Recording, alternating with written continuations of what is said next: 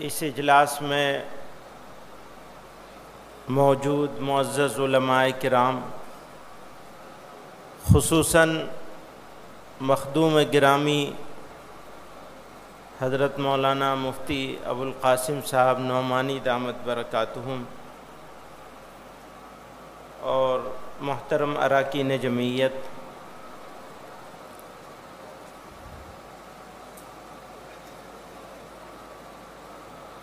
بہت نازک دور سے ہم لوگ گزر رہے ہیں۔ ہمارے حضرت مولانا سلمان صاحب بجنوری دامت برکاتہم نے فلسطین سے متعلق تجویز کے حوالے سے، فلسطین کے حوالے سے بہت سارے اشعار سنائے اور اپنے درد کا اظہار شاعر کی زبان میں کیا۔ حقیقت یہ ہے کہ جب درد کا اظہار کرنا چاہتے ہیں تو الفاظ ساتھ چھوڑ دیتے ہیں۔ سمجھ میں نہیں آتا کہ کن الفاظ میں تکلیف کا اظہار کیا جائے۔ نتیجہ یہ ہوتا ہے کہ مایوسی کی کیفیت طاری ہوتی ہے، بے بسی کا احساس ہوتا ہے۔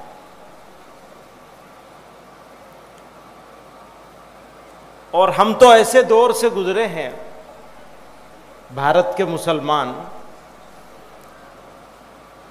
کہ وہ اپنے غصے کا اظہار ڈیموکریٹک طریقے سے بھی نہیں کر سکتا۔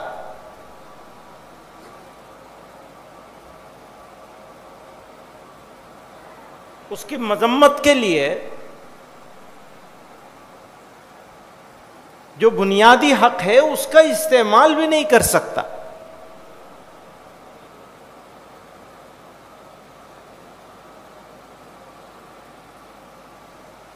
تو دنیا کے لوگ جس طرح کی تکلیف میں ہیں، ہم لوگ اس سے دگنی تکلیف میں ہیں اس حوالے سے، فلسطین کے حوالے سے۔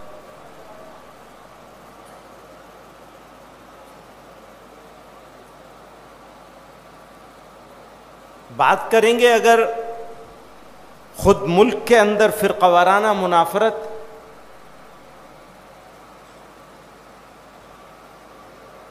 تو میں ہمیشہ ایک بات کہا کرتا ہوں، آج بھی کہنا چاہتا ہوں کہ حکومتوں کے بدلنے سے حالات نہیں بدلیں گے۔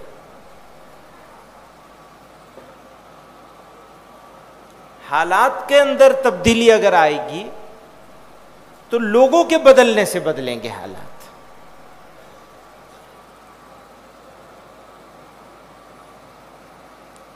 جب ذمہ دار لوگ، زیادہ بچہ پیدا کرنے والے، گھسپیٹیا، فلاں فلاں فلاں فلاں، یہ ساری باتیں کہنے لگیں گے، ایک خاص کمیونٹی کو صرف شارٹ ٹرم الیکٹورل بینیفٹ کے لیے،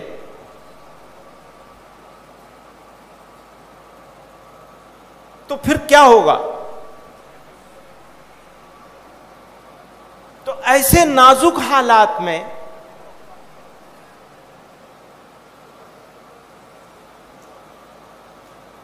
ملت کے سرکردہ، فکر رکھنے والے، سوچنے والے، ملک اور ملت کے بارے میں قلیل مدتی اور طویل مدتی پالیسی بنانے کی کوشش کرنے والے، ان لوگوں کے وارث اور جانشین جمع ہوئے ہیں جنہوں نے اس ملک کو آزاد کرایا، اور جمع ہو رہے ہیں تو دل میں یہ احساس ہے کہ یہ قدم قدم پہ جو گرد ہے، یہ قدم قدم پہ جو گرد ہے، یہ روش روش جو غبار ہے، یہ خصوصیت جو خزاں کی تھی، اب اس کا نام بہار ہے۔ نہ کروں وفا تو میں کیا کروں، ہمارے پاس تو آپشن ہی نہیں ہے نا. آپ لوگوں نے منع کر دیا کہ یہ مت کرنا, یہ کرو گے تو غیر اسلامی عمل ہوگا تمہارا. نہ کروں وفا تو میں کیا کروں, میرے سامنے پاس تو آپشن نہیں چھوڑا نا. نہ کروں وفا تو میں کیا کروں کہ وفا تو میرا شعار ہے.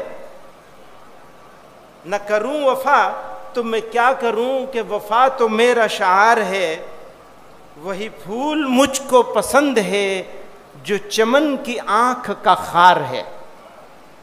وہی پھول مجھ کو پسند ہے, یعنی میرا اسلام. وہ چمن کی آنکھ میں خار بن گیا تو میں کیا کروں, پر میرا پھول تو وہی ہے. بزرگان محترم, یہ کچھ الفاظ ہیں, اظہار کے طریقے الگ الگ ہوتے ہیں. میں نے کچھ دوسری طریقے سے اظہار کیا ہے, لیکن یہ سب آپ لوگوں کے جذبات ہیں اور صرف آپ کے نہیں, اور صرف ملت اسلامیہ ہند کے نہیں, بلکہ یہ ملک دوست اکثریت کا خیال ہے. یہ ہمارے حضرت فرمایا کرتے تھے یہ ملک اقلیتوں کی اکثریت کا ملک ہے. یہ ملک اقلیتوں کی اکثریت کا ملک ہے, مائنورٹیز کی میجورٹی کا ملک ہے.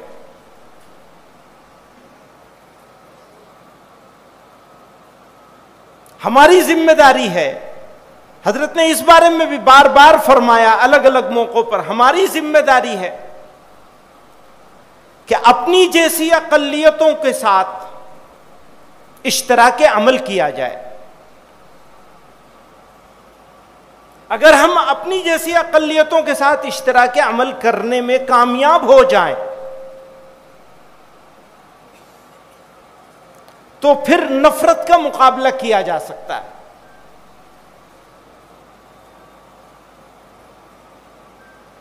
ورنہ نفرت کا جواب اگر نفرت سے دیا جائے گا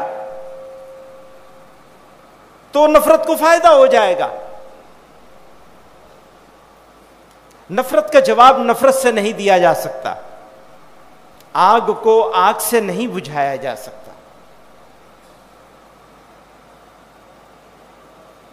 میں یہ بھی کہتا ہوں, آج صبح بھی ساتھیوں سے عرض کر رہا تھا,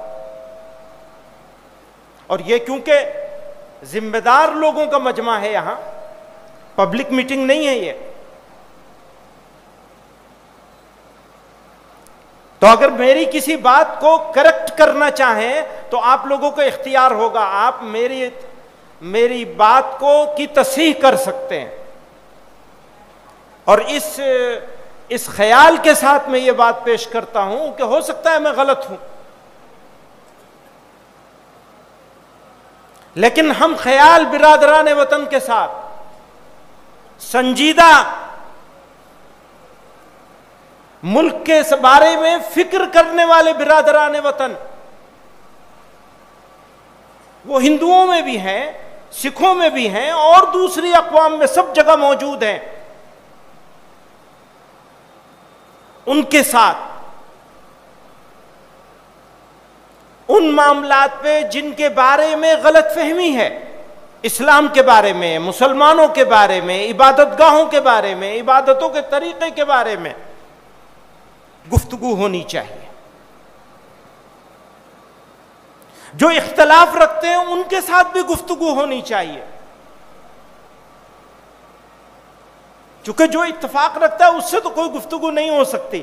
بہت سارے اتفاق رکھنے والے ایسے ہیں جو بہت سارے ایشوز پر ہمارے ساتھ اختلاف بھی رکھتے ہیں, کچھ چیزوں میں اتفاق رکھتے ہیں, کچھ چیزوں میں اختلاف رکھتے ہیں, ان سے بھی گفتگو ہونی چاہیے. کچھ لوگ ایسے ہیں جو ہمیں جانتے ہی نہیں, بہرحال گفتگو ہونی چاہیے. کیونکہ اگر گفتگو ہوگی تو نفرت کا مقابلہ کرنا آسان ہو جائے گا. یہ میری درخواست ہے.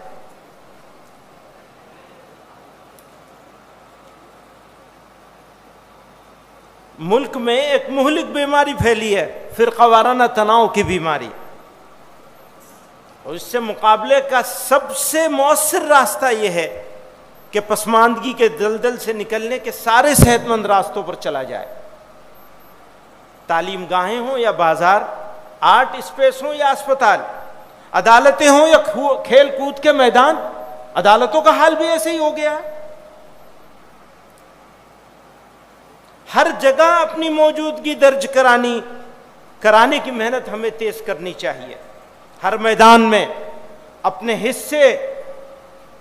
حصہ کلیم کرنے کی اسپرٹ پروان چڑھنی چاہیے.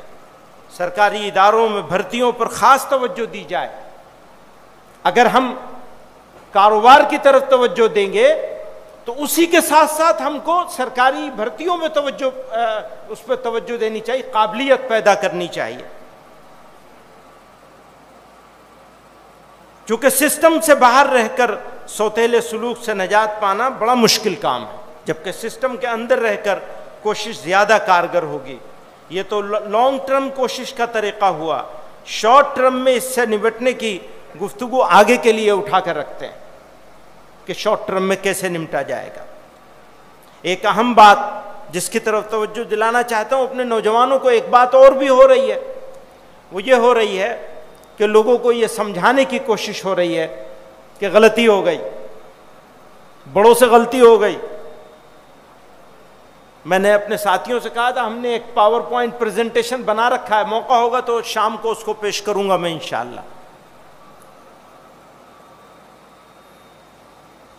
کہ ہمارے اس ملک میں رہنا ہمارا کیوں صحیح تھا اور کیوں صحیح ہے اس ملک میں رہنا. ہمارا ملک ہے یہ. اس بات کو ہم لوگ بار بار کہتے ہیں. زندہ قومیں حالات سے گھبراتی نہیں ہیں.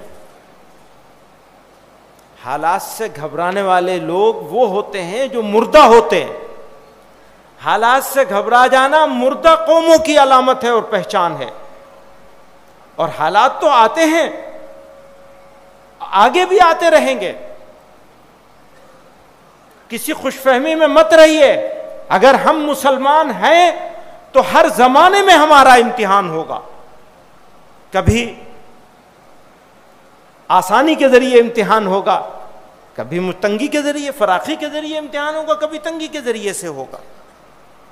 میں مسلمان نوجوانوں سے کہنا چاہتا ہوں، آپ کے سچے جذبات کو مفاد پرست منافع خور تنظیمیں ہائی جیک کرنے کی کوشش کر سکتی ہیں.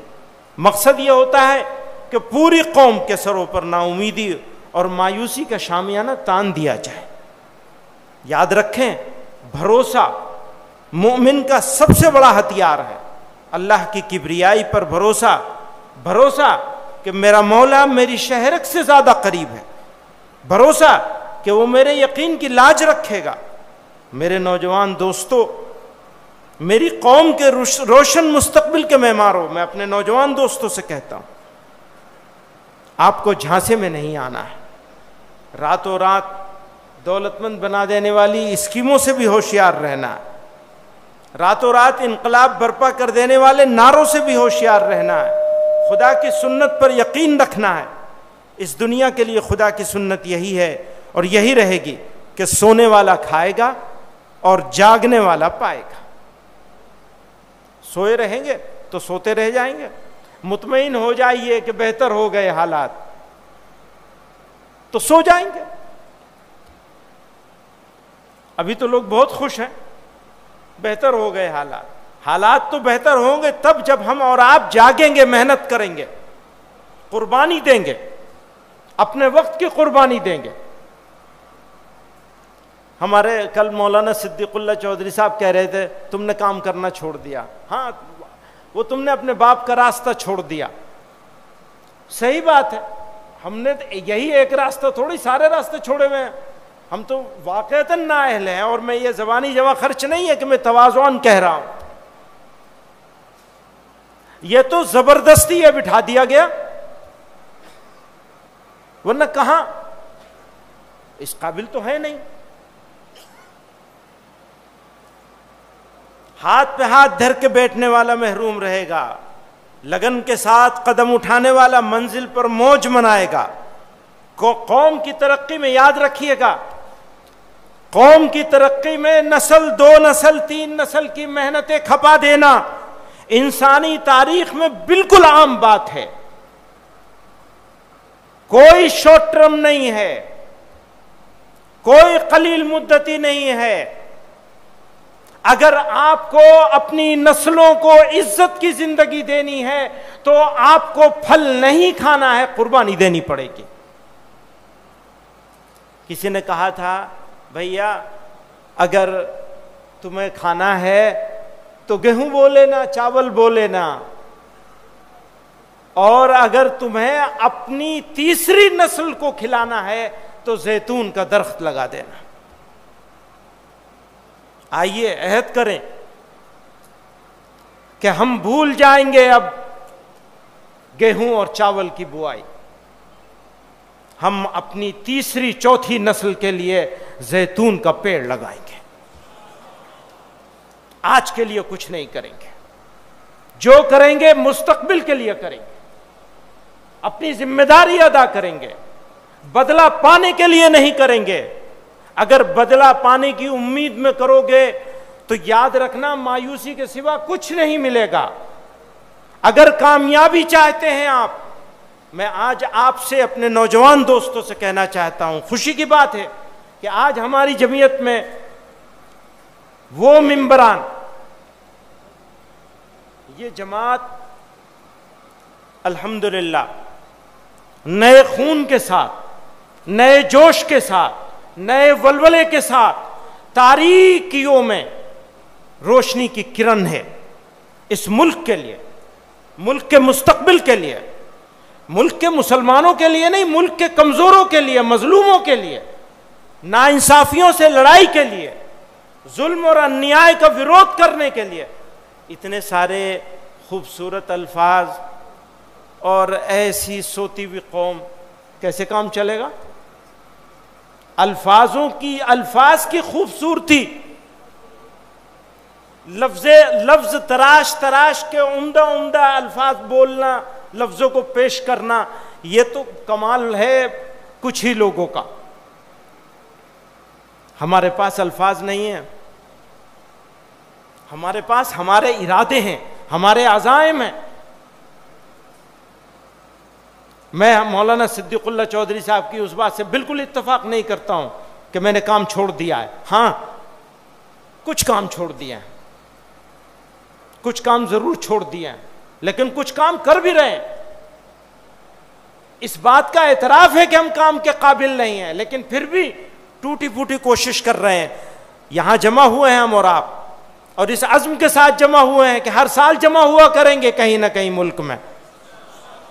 اور اس مرتبہ تو ویسے ہی جمع ہو گئے ہیں، اگلی مرتبہ اپنے کھانے کے انتظام کے ساتھ جمع ہوں گے ہم سب لوگ.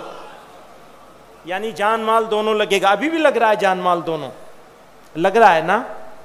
ہر صوبے سے طے کرا لیا ہے سوائے مغربی بنگال کے اور مہاراشٹر کے، 2 صوبوں کے علاوہ تمام صوبوں سے طے کرا لیا ہے کہ اپنا اپنا کھانا ہوگا سب کا، اور سال میں 2 مرتبہ منتظمہ صوبے والے ضرور کریں گے دستور کے اعتبار سے انشاءاللہ. تیار ہے نا؟ ایک بات یہ طے ہوئی ہے کہ لوکل یونٹیں، میں اپنی بات، بہت ساری باتیں لکھی ہوئی ہیں اس میں لیکن ساری چھوڑ رہا ہوں. کیوں؟ یہ فیصلہ کرنا ہے کہ جمعیت علماء کی یا جماعت کی یا آرگنائزیشن کی ضرورت کیوں ہے. میں یہ بھی پوچھ رہا ہوں پچھلے 2 مہینے سے اپنے ساتھیوں سے کہ منتظمہ کرنا ہم کیوں کر رہے ہیں، منتظمہ کیوں جمع ہوئے ہیں، آخر ہوئے کیوں ہیں جمع یہاں، کیا حاصل کرنا ہے ہم کو اس قربانی سے کہ منی پور سے لے کر اور کشمیر تک کنیا کماری سے لے کے کشمیر تک اور ہریانہ سے لے کے منی پور تک، ہر علاقے سے معزز لوگوں کی، ذمہ دار لوگوں کی، قربانی دینے والوں کا مجمع ہے یہ وہ لوگ ہیں کہ جو ان میں سے اگر 10% کہیں جمع ہو جائیں تو ہوا کا رخ بدل سکتے ہیں. الحمدللہ یہ بزرگوں کی وراثت کے امین ہیں آپ لوگ. اگر آپ زندہ ہو جائیں گے تو قوم زندہ ہو جائے گی. اگر آپ رہ گئے کوئی نہیں ہے. اس مظلوم کا جو نیچے ہے، سب سے نیچے ہے، نچلے پائیدان سے بھی نیچے ہے، اس کا ہاتھ پکڑنے والا کوئی ہے نہیں آپ کے علاوہ. ہے کوئی آپ کے علاوہ؟ نہیں ہے کوئی. آپ جائیے، نگاہیں ڈھونڈیے اس سے چشمہ لگا کے، نہیں ملے گا آپ کو آج. تو میں یہ پوچھنا چاہتا ہوں، یہ عرض کرنا چاہتا ہوں کہ جمعیت علماء جہاں ہونی چاہیے، کیا جمعیت علماء وہاں ہے؟ اگر ہے تو بہت اچھی بات، نہیں ہے تو کیسے پہنچے گی؟ ہماری ایک ضرورت ہے، ہمیں ہر سال ایک مرتبہ منتظمہ کرنا پڑے گا. یہ دستوری ذمہ داری ہے ہماری. ہر سال ایک مرتبہ مرکز کی منتظمہ ہونی ہے، اور صوبوں کی منتظمہ ہر 6 مہینے پہ ہونی ہے. تو آسان بنانا ہوگا نا. اسے آسان بنا لیں گے تو کرتے رہیں گے. آسان بنانے کی کیا ترکیب ہے؟ غریب لوگوں کی جماعت ہے، سیٹھوں کے پاس نہیں جائیں گے. غریبوں کی جماعت ہے، سیٹھوں کے پاس نہیں جائیں گے. اپنی جان بھی لگائیں گے، اپنا مال بھی لگائیں گے. منتظمہ میں شریک بھی ہوں گے اور کھانا اپنا خود کریں گے ہم لوگ، چاہے مرکز کی ہو چاہے صوبوں کی ہو. تیار ہیں آپ لوگ اس کے لیے؟ تاکہ برابر جمع ہوتے رہیں، برابر فکر ہوتی رہے، برابر کام کے لیے تیار رہیں، برابر قربانی دینے کے جذبے کے ساتھ یہاں سے نکلیں، ارادہ کریں، سیکھتے رہیں، سکھاتے رہیں. ایشوز کے اوپر مذاکرہ ہو، مباحثہ ہو. انہوں نے تجویز پڑھ دی، آپ نے کسی صاحب نے تائید کر دی، آپ نے منظور کر لی، ہو گیا کام. یہ تو کوئی بات نہیں ہوئی. ارے بھائی ہم ایک بات کہہ رہے ہیں تو ہم تو آدمی ہیں نا، غلط بھی کہہ سکتے ہیں نا. تو اس کو صحیح کون کرے گا؟ حضرت عمر رضی اللہ تعالیٰ عنہ نے سوال کیا تھا نا، بھائی کوئی غلط ہو گیا تو کیا کرے گا؟ جواب کیا ملا تھا؟ وہ تو معلوم ہے سب کو. تو آپ الحمدللہ یہ جمعیت ایسی ہے، میں نے ایک تجویز رکھی، وہ حضرت محتمم صاحب نے اس تجویز کو بجائے اس کے کہ یہ کہتے کہ بھئی تجویز آئی ہے اس کے اوپر سب لوگ اپنی اپنی رائے دیں، کہنا میری رائے یہ ہے، اور اب یہ بتاؤ میری رائے سے اختلاف کون کرے گا؟ تو اب آپ کی رائے سے کون اختلاف کرے گا بتائیے. تو بہرحال میں یہ بھی بات اچھی طرح سمجھ لیجئے، جمعیت علماء کی ہیئت حاکمہ 2 مجالس ہیں، مجلس عاملہ اور مجلس منتظمہ. عجیب بات ہے، اتنا خوبصورت دستور مجھے کہیں نہیں ملا. کسی کو صدر بننا ہے اپنا نام نامزد نہیں کر سکتا، کسی کو نومینیشن فائل نہیں کرنا ہے. خود جماعت کے صوبوں کے لوگ نام بھیجیں گے، اپنی مرضی سے نام بھیجیں گے، 1 کا بھیجیں، 2 کا بھیجیں، 3 کا بھیجیں، 5 کا بھیجیں. یہ نظام ہے اس جماعت کے پاس. اور صدر نامزد ضرور کرتا ہے مجلس عاملہ کو، لیکن نامزد کرتے ہی مجلس عاملہ کے پاس صدر سے زیادہ طاقت آ جاتی ہے. کل ہی ایسا ہو گیا، یک طرفہ طور پر پوری مجلس عاملہ نے، یعنی وہ وہاں تائید تردید کا سوال نہیں تھا، ایک تجویز ہے اور بہت خوبصورت تجویز ہے. وہ تجویز یہ ہے کہ جو بھی جمعیت علماء ہند کا صدر اور جنرل سیکریٹری ہوگا، جو بھی ہوگا، وہ 2 ٹرم سے زیادہ صدر اور جنرل سیکریٹری نہیں رہے گا. خوبصورت تجویز ہے نا. ارے بھائی ہاتھ اٹھا کے تائید تو کر دو. تجویز کی دیکھیے, تجویز کی خوبصورت. آپ تو حضرت ابھی وہاں دیکھ لیجئے ذرا ایک مرتبہ, وہاں تو دیکھ لیجئے. تو تجویز خوبصورت ہے اور لیکن چلے گی نہیں, اس لیے کہ مجلس عاملہ اس کو منظور نہیں. مجلس عاملہ منظور کرتی تو آپ کے پاس آتی وہ, پھر یہاں بحث ہو جاتی. یہاں کی تو اکثریت اس کے حق میں ہے, لیکن مجلس عاملہ نے کیونکہ اس کو منظور نہیں کیا تو وہ رہ گئی ہے. اگلی مرتبہ کریں گے اس کے اوپر کام انشاءاللہ, کیونکہ ہمیں جمعیت علماء میں نیا خون لے کے آنا ہے, نیا خون لانا ہے نئے ارادوں کے ساتھ. اور جمعیت علماء کو ایک ایسی تنظیم, الحمدللہ جمعیت علماء جو ہے جتنی ہے, اگر اتنی بھی رہے تو بہت ہے, جتنی ہے اتنی بھی رہے تو الحمدللہ بہت ہے, لیکن جتنی ہے اتنی رہنی نہیں چاہیے, اس سے اور بہت زیادہ کام کی ضرورت ہے. ہر میدان میں کام کی ضرورت ہے, اور کام کے افراد مل نہیں رہے. کام کے افراد کو بنانے کی کوشش ہو رہی ہے تو وہ بھی ایسی ٹوٹی پھوٹی ہے. یہ صحیح بات ہے, کام کے افراد نہیں ہیں ہمارے پاس, جو ہیں وہ مصروف ہیں اور وہ اس سے بڑے کام میں ہیں. ہم یہ نہیں کہہ سکتے کہ یہ کام زیادہ بڑا ہے یا وہ کام زیادہ بڑا ہے. تو میں 2 باتیں کہہ کے آپ حضرات سے اجازت چاہوں گا. ایک معاملہ ہے, ہرگز مایوس نہیں ہونا ہے, کسی قیمت پر مایوس نہیں ہونا ہے, لیکن مایوس نہ ہونے کے چکر میں بے فکر بھی نہیں ہو جانا ہے. فکر مندی, عزم, جہد مسلسل. اچھا وہ کہتے ہیں جو جس کو بنا دیا وہ ہمیشہ رہے گا. ہمیشہ تو اللہ ہی رہنے والے ہیں, ہمیشہ تو اللہ میں ہی رہنے والے ہیں. جو آیا ہے اس کو جانا پڑے گا, ٹھیک ہے نا.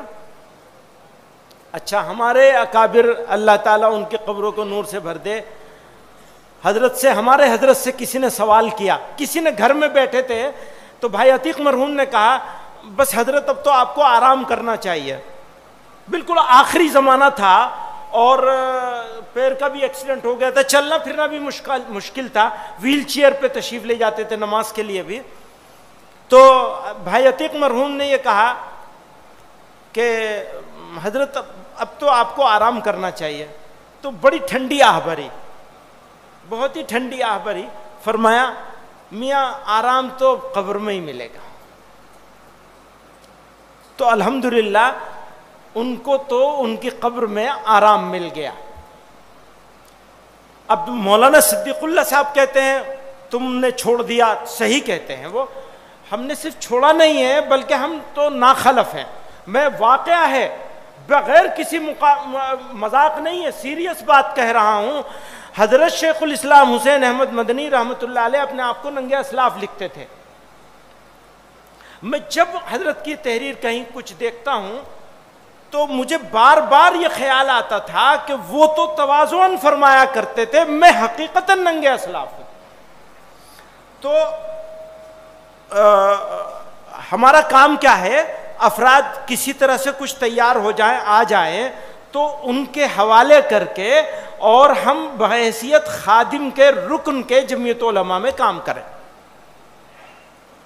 اللہ تعالی ہماری جماعت میں الحمدللہ آج بھی ایسے بہت سارے لوگ موجود ہیں جو اس کام کو ہم سے زیادہ اچھے سے کر سکتے ہیں, لیکن نچلی سطح پہ بھی ہم لوگوں کو تیار ہو جائیں کہ اگلے 4-5 سالوں میں. تو اس کا مطلب یہ ہے چھوڑ کے نہیں بھاگ رہے, یاد رکھیے گا, چھوڑ کے نہیں بھاگ رہے ہیں. ہم سینے پہ گولی کھانے والے ہیں, پیٹھ پہ گولی نہیں کھائیں گے انشاءاللہ. یاد رکھیے گا, بالکل یاد رکھیے گا.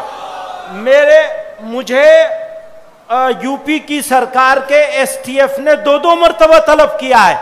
مقدمہ بہت سارے لوگوں پہ ہے لیکن طلبی میری ہو رہی ہے بس.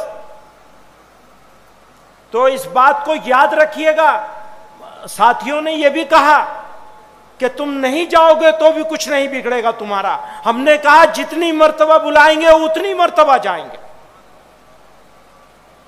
آنکھوں میں آنکھیں ڈال کے جینا ہے, آنکھ چرا کے نہیں جینا ہے, نہ اپنوں سے نہ پرایوں سے. ہمیں یہ اقرار ہے کہ ہم گنہگار ہیں, ہمیں یہ اقرار ہے کہ ہم اس قابل نہیں ہیں کہ اس عظیم الشان جگہ پہ رہیں جہاں حسین احمد مدنی کا پیر گزرا ہے, مولانا اسد مدنی جیسے لوگوں کو ہم نے دیکھا, اولو العزم لوگوں کو. ہم تو ایک منٹ نہیں ٹک سکتے. واقعہ ہے اللہ تعالیٰ نے منع کیا ہے کہ اپنے گناہوں, اپنا پسند فرمایا ہے کہ آدمی اپنے گناہوں کا اظہار کرے, اس لیے اظہار نہیں کر سکتے. اس نے چھپایا ہے تو ہم دعا یہ کرتے ہیں اللہ آپ نے ستاری کی ہے, آپ غفاری بھی فرما دیجیے. یہ میرا حال ہے ان بزرگوں کے بیچ میں. تو ہم یہ کہتے ہیں جمعیت علماء میں یہ برکت ہے حضرت شیخ الہند رحمۃ اللہ علیہ کے آنسوؤں کی, حضرت شیخ الاسلام رحمۃ اللہ علیہ کی آہوزاری کی, اور سارے اکابر اس زمانے کے تمام بڑے بڑے جبال تھے. بتائیے ذرا تصور کیجئے, کہاں وہ اور کہاں ہم. سوچ سکتے ہیں کچھ بھی نہیں ہے, یعنی ہے ہی نہیں کچھ. اگر جوتیوں کے ذرے کے برابر بھی ہو جائیں تو ہمارا کام بیڑا پار ہو جائے گا. تو میں یہ عرض کر رہا تھا کہ کیسے بتاؤں, اس بات کو کیسے بتاؤں جس بات کو بتانا چاہتا ہوں, کیسے کہوں وہ بات جو کہنا چاہتا ہوں.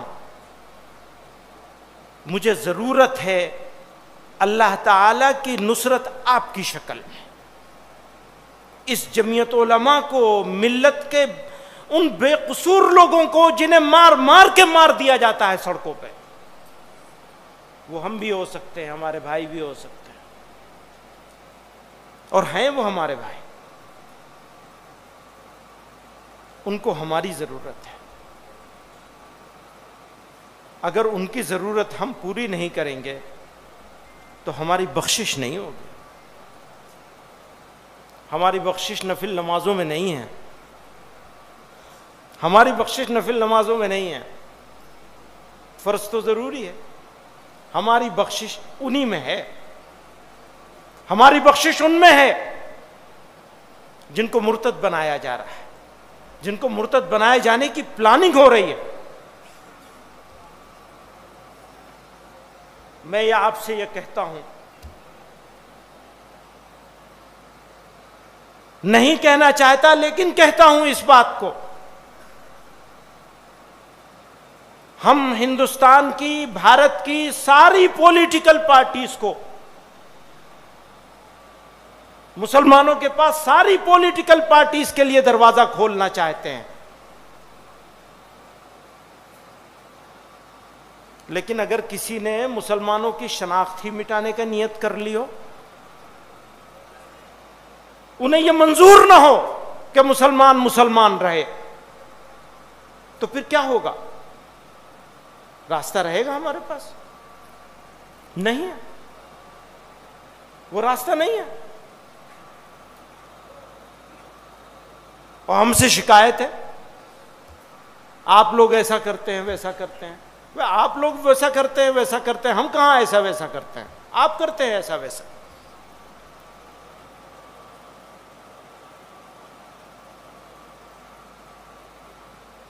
اس کے باوجود ہم یہ کہتے ہیں کہ سمجھدار لوگوں کے ساتھ گفتگو ہونی ہی چاہیے. گفتگو بہترین حل ہے, گفتگو ہونی چاہیے, گفتگو بند نہیں ہونی چاہیے, دروازہ کھلا رہنا چاہیے. واپس آتا ہوں اس بات پر, ہم یہاں جمع ہوئے ہیں.